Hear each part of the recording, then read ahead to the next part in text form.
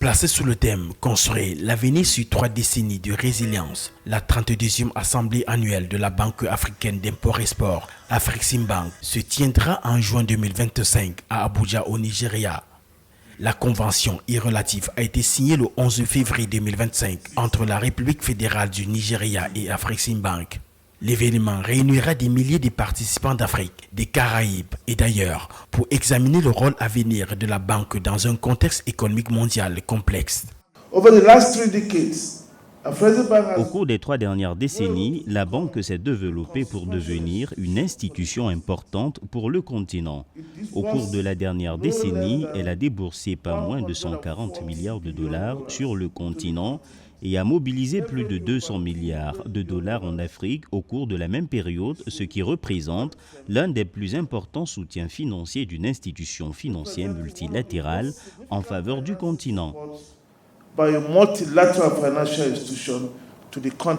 La signature de l'accord d'établissement entre la République fédérale du Nigeria et Afreximbank le 11 février dernier marque le début d'une étape importante dans le développement des exportations et des importations dans un contexte marqué par l'entrée en vigueur de la zone de libre-échange continentale. Afreximbank has approved. La banque Afrexim a approuvé pour le Nigeria des dizaines de milliards de facilités au fil des ans et nous lui en sommes bien sûr reconnaissants.